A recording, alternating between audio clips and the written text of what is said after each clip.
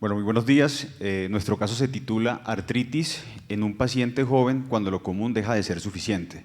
Se trata de un hombre de 50 años que ingresa por 5 días de evolución de eritema, dolor, edema en pie y codo derecho, además de dolor lumbar, descrito como intenso, de características mixtas y episódicas. Dentro de los antecedentes, el paciente menciona hipertensión arterial, artritis, dislipidemia y urolitiasis. Esta artritis desde los 40 años y desde entonces también viene en manejo con prednisolona 10 miligramos al día, glucosamina más condroitina. Dentro de los antecedentes familiares menciona entonces la presencia de urolitiasis recurrente, diabetes mellitus e infarto agudo del miocardio. A la revisión por sistemas, fiebre subjetiva, al examen físico nos encontramos con un paciente que está hipotenso, taquicárdico, febril, con dolor, edema y eritema tanto en codo como en pie derecho, también dolor en flanco izquierdo, y ahí es donde medicina interna lo considera como una oligoartritis aguda, lo enfoca de esta forma, considera que las primeras posibilidades diagnósticas están asociadas a una artritis séptica, teniendo en cuenta también los reactantes de fase aguda elevados, la leucocitosis, una anemia microcítica hipocrómica, y posteriormente este diagnóstico se confirmó con el aislamiento de Staphylococcus aureus meticilino sensible, tanto en hemocultivo como en cultivo de líquido sinovial. Es ahí donde el antecedente de artritis reumatoide toma importancia, dado que pues, sabemos que es un factor de riesgo para artritis séptica, además del consumo crónico de prednisolona.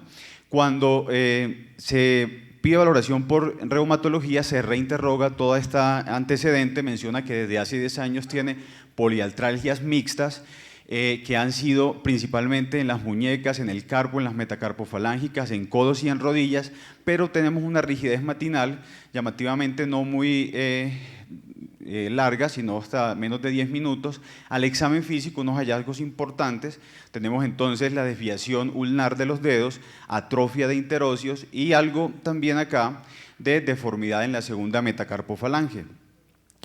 A la radiografía que se le toma a este paciente es llamativo que en términos generales no hay unos cambios relevantes o unos cambios que uno esperaría para un paciente con artritis reumatoide que no ha sido tratada con manejo modificador. Solamente tenemos acá en la segunda y tercera metacarpofalángica pérdida de la congruencia articular con quistes también subcondrales, que digamos no es lo que cuando vemos esta imagen, que es de un paciente pues, con artritis reumatoide, que afecta principalmente interfalángicas proximales, las metacarpofalángicas de una forma más simétrica para este tiempo de evolución junto con el carpo, entonces no se consideró sugestivo y también teniendo en cuenta que los anticuerpos estaban negativos, se descartó esta entidad como diagnóstico del paciente. Aquí hay dos cosas interesantes entonces, el paciente concomitantemente se deteriora y es requerido traslado a UCI y inicialmente se consideró una posible ITU, sin embargo luego se descartó, pero importante es que en la ecografía de vías urinarias se reporta la urolitiasis, también la presencia de un cálculo coraliforme, y lo otro es que en la tomografía con la que se confirmó el diagnóstico de neumonía se encontró lesiones o fracturas antiguas tanto en arcos costales como en las apófisis espinosas. De esta forma se hicieron otros exámenes teniendo en cuenta esas fracturas y se reporta entonces un calcio sérico que está francamente elevado con una hormona paratiroidea suprimida. Dentro del flujograma de posibilidades diagnósticas, entonces se consideran estas opciones ya en la UCI el paciente, inicialmente mieloma múltiple con unos hallazgos muy dicientes, sin embargo, en la biopsia de médula ósea, luego que se encuentra son unas células plasmáticas reactivas por debajo del 1%. Se considera entonces una gamapatía de significado incierto, no cumple los criterios de clasificación para mieloma múltiple y se descarta esta entidad entonces. Respecto a la otra posibilidad de neoplasia, el paciente con la tomografía contrastada no se encuentran signos de neoplasia, solamente de nuevo tenemos la nefrolitiasis, un cálculo ureteral izquierdo que es algo que viene de forma recurrente. Otra posibilidad era la artropatía sarcoidea, las lesiones en sacabocados que uno esperaría no estaban presentes, la dactilitis, la distrofia ungular y también el compromiso en las interfalángicas proximales no era presente. Por tanto, este diagnóstico diferencial se descartó y Entonces teníamos acá dos cosas, teníamos una fractura, teníamos una hipercalcemia. Cuando se analiza el caso vemos que el paciente ingresa con un calcio normal, pero a medida que se va deteriorando su estado clínico por la sepsis, se eleva el calcio, se deteriora la tasa de filtración y luego al recuperarse el paciente también los niveles de calcio se recuperan, por tanto se consideró una hipercalcemia por lesión renal aguda. Nos queda pendiente entonces mirar qué pasó con las fracturas. En la UCI el paciente no se pudo controlar el foco infeccioso articular, requirió entonces amputación infracondilia y ya estando el paciente más controlado, tenemos acá ciertas cosas que empezaron a llamar la atención. Primero, es que es un paciente que desde los 40 años viene con una enfermedad articular, poliartralgias, tiene fracturas, además de eso unos cambios radiográficos más sugestivos de osteoartritis, una urolitiasis recurrente y unos diagnósticos diferenciales que ya se habían descartado. Cuando tomamos esta radiografía, entonces nos encontramos unos hallazgos importantes. Primero, el daño articular, que es muy evidente. Sin embargo, hay otros cambios muy aquí dicientes, que es estas calcificaciones miotendinosas e incluso calcificaciones de estructuras vasculares. Esto entonces hizo que ampliáramos las posibilidades diagnósticas. Primero, se consideró, ya se habían descartado una, se consideró mirar artritis por cristales respecto a gota y respecto a artritis por pirofosfato de calcio. Si bien cumplía los criterios de ingreso, la puntuación no era suficiente, por tanto se descartaron. Otras posibilidades, no había una clínica de espondiloartritis, sin embargo consideramos explorarla, y teniendo en cuenta eso, aquí hay unos hallazgos muy importantes y son la presencia de osteofitos, la pérdida del espacio intervertebral y además tenemos unas lesiones o unos espacios, lesiones en vacío en estas vértebras que fueron bastante llamativas. Se hizo también la esclerosis de las superficies de las vértebras, llamaba bastante la atención, además del fenómeno de vacío que estaba entre las vértebras. Las articulaciones sacroiliacas estaban normales, se descarta entonces esta posibilidad y empezamos, teniendo en cuenta lo anterior, las calcificaciones, las fracturas, este fenómeno de vacío, a pensar un poco más en artropatía metabólica. La hemocromatosis fue uno de los diagnósticos diferenciales. Aquí tenemos unos osteofitos en gancho, que son estos que les muestro acá, estos osteofitos en gancho del paciente, que nos hacían aún más pensar en esta posibilidad. Sin embargo, cuando vemos acá el flujograma diagnóstico de la hemocromatosis, el paciente a nivel sistémico no tenía compromiso hepático, la saturación de transferrina era baja y la ferritina, si bien estuvo elevada, de forma ambulatoria confirmamos que esta volvió a sus límites normales, entonces este diagnóstico también se descartó. ¿Qué tenemos entonces?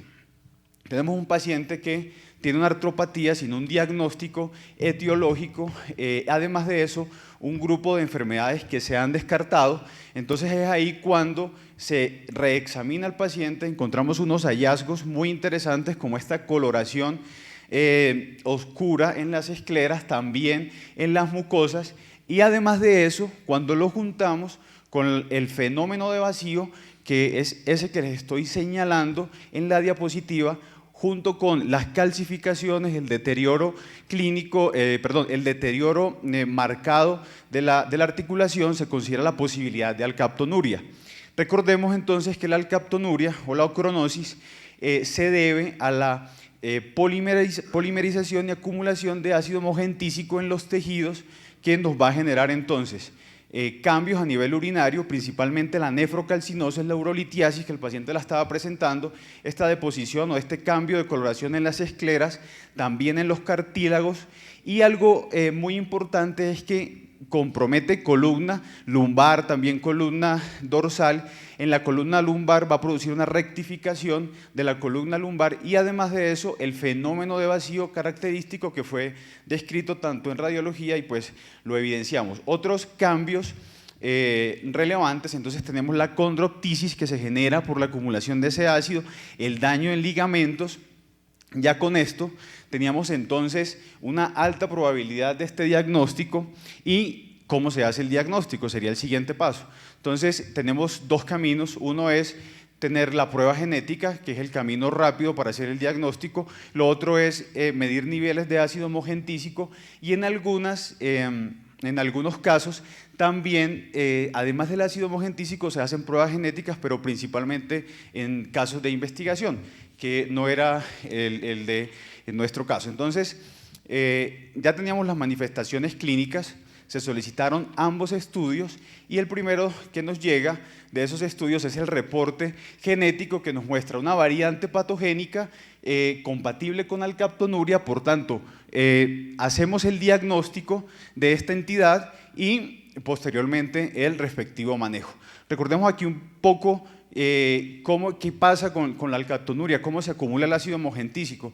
Y básicamente es que esta enzima que está acá, que es la oxidasa del ácido homogentísico, no va por la mutación que presenta el gen, la proteína no va a cumplir su función, por tanto el ácido homogentísico se empieza a acumular y es la que me va a generar todas las manifestaciones clínicas.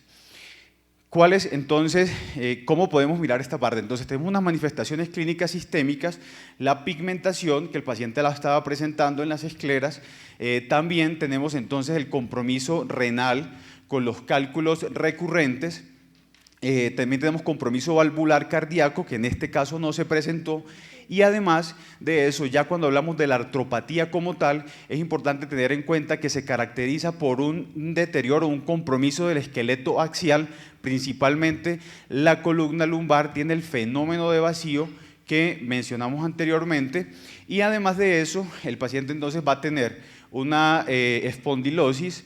Y cuando hablamos del compromiso periférico, que no es frecuente, o digamos, no va a ser tan marcado, excepto en las articulaciones que soportan peso, como las rodillas, los tobillos y las caderas, que fueron articulaciones que estaban bastante comprometidas en este paciente. Las manos tienden a respetarse en alcaptonuria. Aquí, como vimos de las primeras imágenes, el paciente pues, no presentaba un compromiso en manos muy relevante. Respecto al manejo, entonces, ya está valorado por genética, tiene pendiente definir la posibilidad de manejo modificador de la enfermedad, porque esta entidad tiene manejo modificador, pendiente hacer reemplazo articular por parte de ortopedia, también está en fisiatría para la adaptación de la prótesis. Por parte de reumatología estamos entonces realizando manejo sintomático. ¿Y qué nos deja entonces este caso como mensajes relevantes? Lo primero es que cuando tenemos una osteoartritis temprana con unas manifestaciones graves, siempre debemos considerar causas secundarias y dentro de ello las metabólicas. Cuando pensamos en ocronosis, tener en cuenta que el principal compromiso es a nivel axial y además de eso va a generar a nivel periférico daño de grandes articulaciones, un compromiso de tejidos blandos importante. Aquí las calcificaciones también fueron un signo muy importante, sobre todo una radiografía, y el compromiso renal y cardíaco, junto también con los trastornos de la pigmentación. Bueno, muchas gracias.